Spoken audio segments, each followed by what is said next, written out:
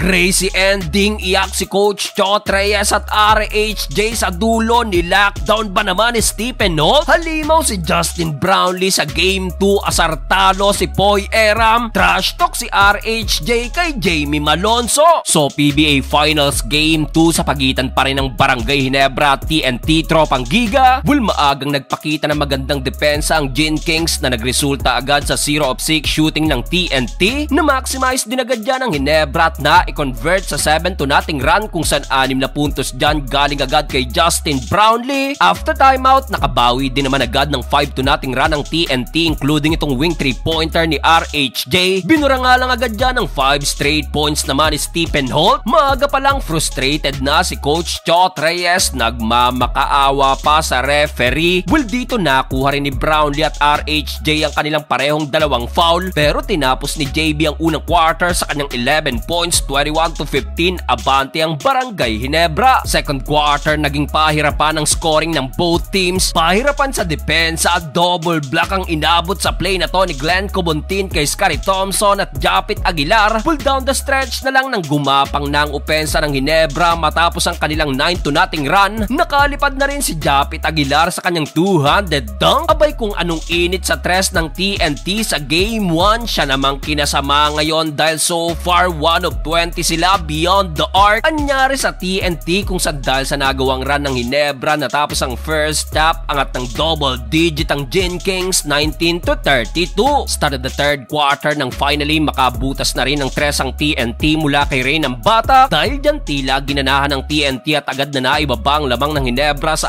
apat, 38-34. So far, TNT naman ang nag-adjust sa depensa at na-frustrate na rin si Coach Tim Cone sa mga tawag ng referee. Kaya naman matapos siya, napa-step up na naman si Justin Brownlee para sa Ginebra na meron ng 26 points at 9 rebounds. Under 2 minutes, nakipag-asara naman si Poy Eram sa Ginebra crowd. Iyakan na daw sabi ni Poy. Kung si JB mainit sa Ginebra, si RHJ naman tahimik na meron na ring double-double, 16 points at 12 rebounds, 9 points dyan galing pa sa kanyang free throw shot. Bukod kay JB, may almost triple-double na rin si Scottie with 11 points, 9 rebounds at 6 assists. Nagpahabol pa ng top of the key 3-pointer. Natapos ang third period, nagkainitan at nagka-trash talkan pa si RHJ at Malonzo. Abante ng 9 points ang Ginebra, 45-54. Fourth and final quarter, RR Pugoy sa wakas nakakonekta na rin sa tres, shooting 1 of 6 na sinagot naman agad ng mid-range jumper ni Justin Brownlee. Mainit nang naging tensyon this quarter, pati si Kelly Williams halos gusto ng banata ng referee. Halfway mark, nabuhayan ng TNT matapos ang end 1 ni RHJ at wing 3-pointer ni Rain ng Batak. Baba na lang yan sa dalawa, 64-62. Nagko-collapse sa 50-50 ball ang Ginebra. Under 3 minutes, kumana pa ng back-to-back 3-pointer si RR Pugoy at Optana na nagbigay kalamangan sa TNT, 68-67. Under a minute mark, napagalitan si RJ Abarientos ni Coach Tim Cone nang tumira ng 4-point shot. Buti na lang at napa-step up si Brownlee sa Ginebra at muling binawi ang lamang 70-71. After nyan, gandang lockdown play ang pinakita ng Ginebra kontra kay Ronde, kaso nagmadali si Scottie at naipasa pa ang bola sa TNT. Last 7 seconds, RHJ muling ni-lockdown na naman ni Holt at sa uli, iyak si Coach Chot at RHJ, panalo ang Barangay Ginebra.